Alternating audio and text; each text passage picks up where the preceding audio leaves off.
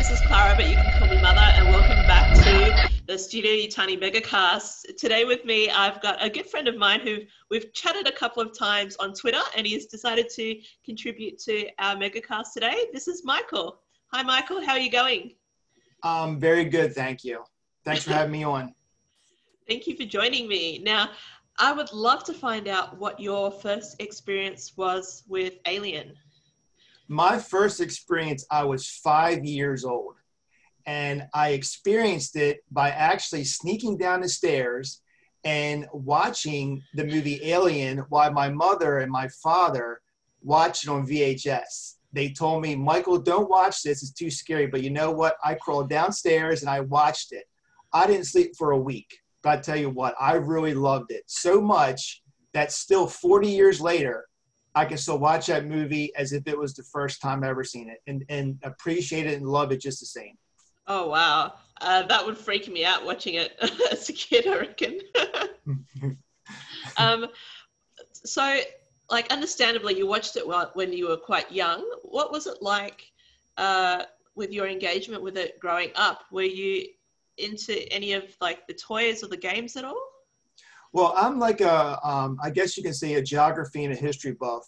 So over the years of growing up, it's not just the movie that really excited me and really hooked me. It was the understanding of the involvement of the alien itself, how it was created, how it communicates, why there's hostility between the humans and the actual alien itself. All of those things, in my opinion, really sparked my interest, which grew from movie to movie. You know, you go from Alien to Aliens, where in Aliens you have multiple, creatures or aliens, if you want to call them, and they have different personalities. For example, in Alien, you had just one simple alien that was lurking around the spaceship and was causing havoc. In Aliens, let's take, for example, towards the end of the movie, where the aliens are being demolished in that one little hallway by those two machine guns. Well, all of a sudden, everything stops. And the Marines think, okay, hey, we're good to go. Well, next thing you know, they come through the ceiling. Or Aliens and Aliens, the second movie, they've learned how to adapt, where they are now swimming, and they're crawling up ladders and walls. So as I grew, the movies, they also grew, which really kept me, locked and interested in that aspect. Wow, that's awesome. Is there any particular film you like more than the others? My favorite is, I have two of them. I have Aliens and Prometheus. I like the creation of something. I like how it kind of showed, where the alien, I guess, was started out at. And then I like Aliens because many people will say, well, we don't like the Marines going in with all those weapons to show all that firepower. But to me, it was the fact that all those Marines, they were super hyped that, oh yeah, we can take care of this. We can accomplish this like it's nothing. And they went in there and they were completely overwhelmed by something they've never seen before. So in both Prometheus and Aliens, there's a completely unknown exploratory in both of those movies that really excited me. Wow, it's such a contrast, I think, particularly between those two films, because I find some fans prefer Aliens and then they wouldn't like Prometheus, and some people who like Prometheus then say Aliens isn't that deep. It's how do you reconcile that as a fan of both? Well, I guess you are right. There's a very deep contrast in both of those. And the characters in both movies, I guess, they aren't the same at all in how they took and being overwhelmed by the alien. But if it's weird to say this, I have more questions, and sometimes, let me just explain something to you really quick, that when I watch these movies, I've watched them so many times, and when I watch these movies over and over again, I don't watch them as if I want to watch the movie and see what happens in the end. I want to try to watch them each time by each individual character's perspective and try to guess myself, how would I act if that were me? For example, Lambert in Alien. How would I act if I was in her position? If I was Kane being lured down that cord into that big cocoon area, how would I act if I seen that? So I guess going back to how do I contrast both of those movies, I guess how Newt was able to show how she survived, in being overcome by her family, being, I guess taking cocoon and everything else, and then going to Dr. Shaw, how she had that one inside of her, how they both adapt. And I guess they're both female, played by female roles, which shows the strength of the contrast of those movies, how they kind of compare to each other. Wow. That's a really interesting take on it. And I love both of those films, so I'm totally there with you for that. Is there any particular type of the xenomorph you like as in the creature design and how it acts? Yes. I talk to many people that don't understand my viewpoint on this, but my favorite of all of them, I guess, is in Alien 3. That came from, I can't remember the exact name of that creature or the alien type, but it came, I guess, from a dog. So it had the nature of crawling. It could go upside down, because the camera view of how they shot that of the alien crawling upside down and going through all those hallways, it really fascinated me. So I have to say my favorite is the one in Alien 3. Yeah, I love the dog alien as well. It's pretty cool. Yeah, it was pretty awesome how they made that actually happen. What's your favorite? Because I know we talk sometimes about theories and how we think about certain things that are brought up in the fandom. What's your favorite theory from any of the Alien films? Well, I have to say that if I'm going to go over just a few of them real quick for you. Mm-hmm. The first one is the exploratory aspects on the alien itself, and how it has, like I said, a different types from movie to movie. How they learn. Then they have different personalities, like us as humans. We adapt, we learn, we adapt. So I really like how the aliens can do that. Another thing is I mentioned the word hostility, but we truly have never been able to dissect the alien itself to understand why it's hostile towards humans. Where did that start? That also goes towards the biggest question I have is out of all of this, are we saying that David is the true creator of this all? Is he the true creator of the alien? I mean, in watching all these movies, it comes down to that. Mm. Even though he is my favorite character out of them all. Yeah. But he is the true creator, and that's a big question for me. The other one is okay. And now I have I guess an argument with a lot of my other fans and friends. The 2,000 plus colonists in Covenant, they were going someplace, but we don't really know where they're going or where they went. What's the connection between aliens, those colonists being put there by, I guess, Burke, and the colonists from the Covenant? Is there a tie-in? I watch it so many times to see if I can find any links. Yeah. And the other one is the whole Wayland and Yutani, the tie-in. When did they actually come in, with Bishop, if we can jump ahead to AVP, that Bishop, he looked completely different and then he was in the Aliens. What's the tie-in of all that stuff? And then, here's the other thing is if you watch a lot of the soundtracks and a lot of the extras that are in these movies, Grieger, who I thought was a fantastic person in his artistry, he has such a sexual orientation with a lot of the stuff that they say he created for the movie Alien, and I just don't get it. Maybe I'm blind in some ways just towards the stuff, but I never really seen the sexual fascination of any of it. Did you? No. So they say that, and I watch it over and over again. I'm like, I just don't get it. Yeah. So all of those things, I go over those things every time I watch it. Yeah, and I guess that really lends itself to like the rewatchability of the films. You can kind of get a different interpretation every single time. And I think especially talking with other fans and getting to know their points of view and how they perceive things, it kind of opens up the conversation of like, oh, you know, I've never seen it like that before, or I've never understood it like that before. That's what I really appreciate about it. Absolutely. Is there any particular thing that you didn't like that was in the films that you think could have been changed? Well, if there's a few things that I've noticed, and me being a male and me listening to women, it seems like in some of these movies, or most of them, the women aren't listened to. Let's take two examples. When Lambert and Kane are going out there, and she says, "Let's get the hell out of here." They're like, "No, let's keep going." I'm like, "Wait a minute, what?" Okay, when Daniels in Covenant is walking with the, I guess you call it the military group, and they find wheat. And they're like, "Oh, here's wheat." And her question is, who planted it? They all keep walking.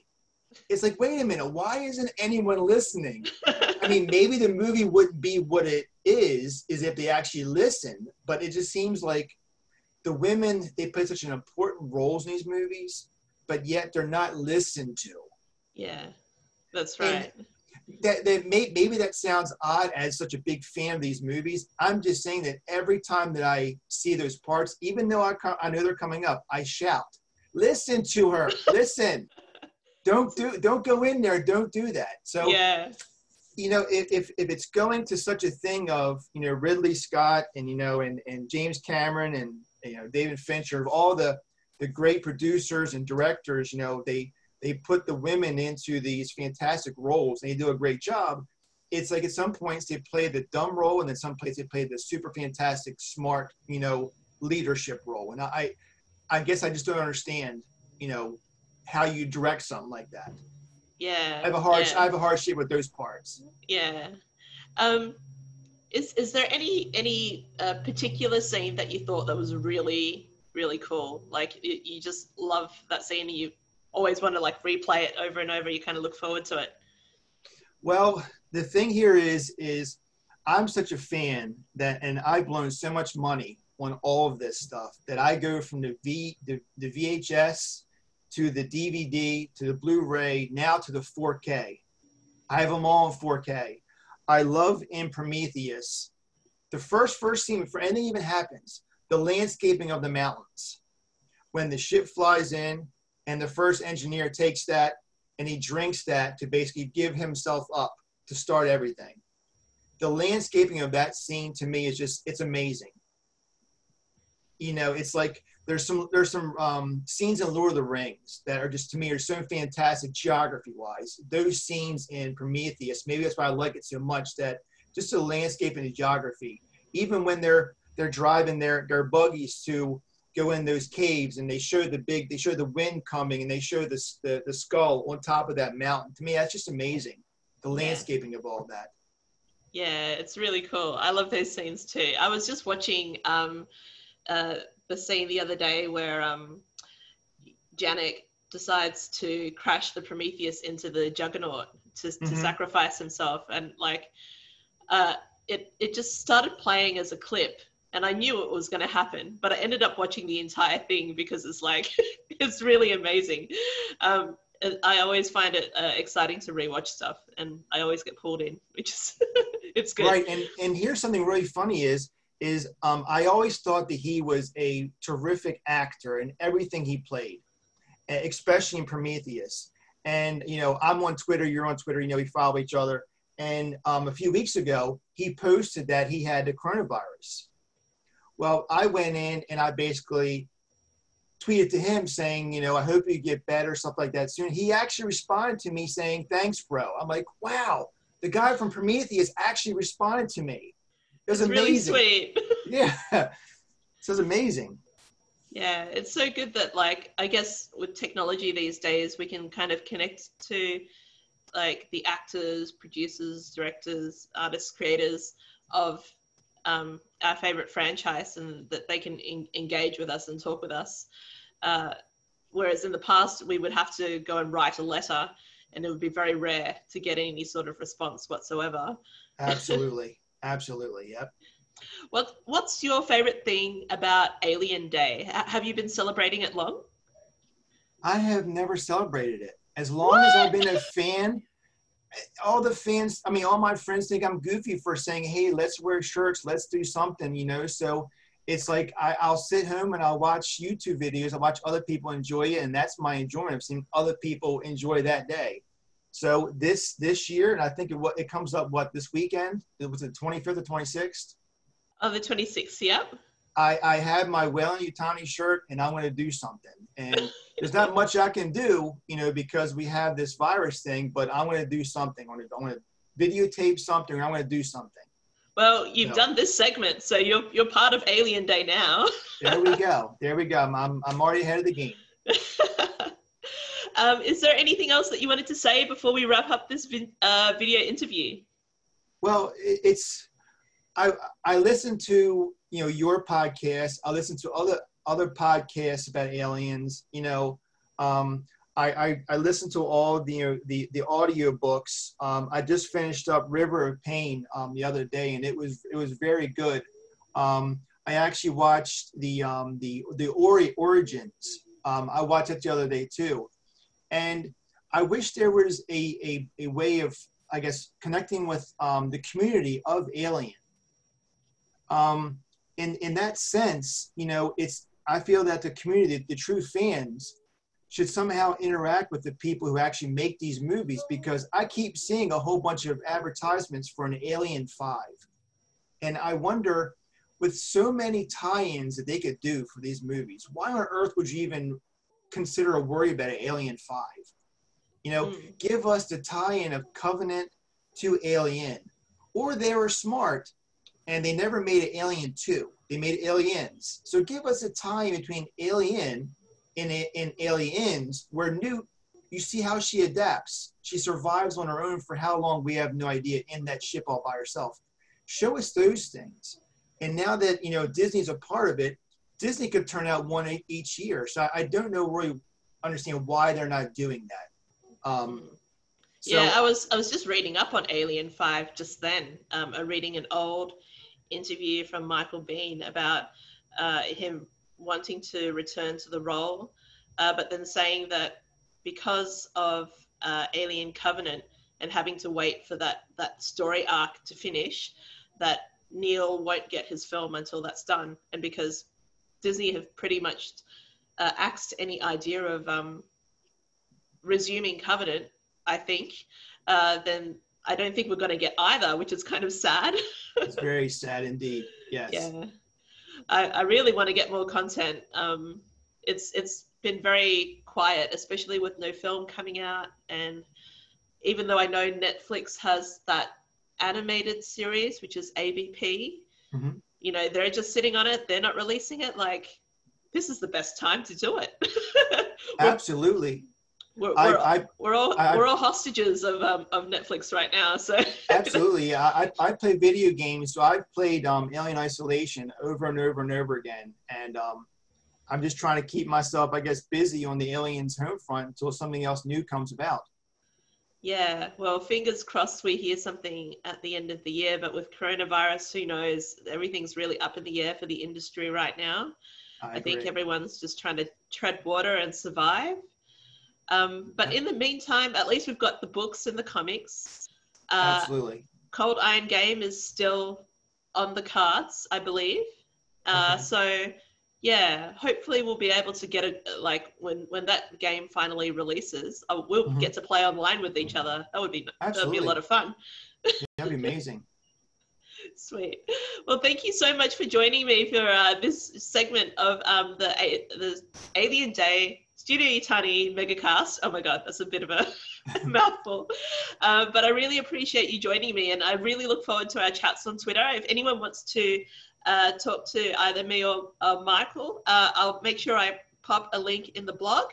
And, you know, we love chatting to other fans and sharing art and that sort of thing. We kind of keep each other going, and every time one of us picks up a new book or a comic, we try to get some feedback from each other and kind of see a different point of view. And we'd really love to hear from you. Absolutely. Absolutely. Yeah. All right. Thank you for joining us, and we'll see you next time on our next episode. Bye. Bye.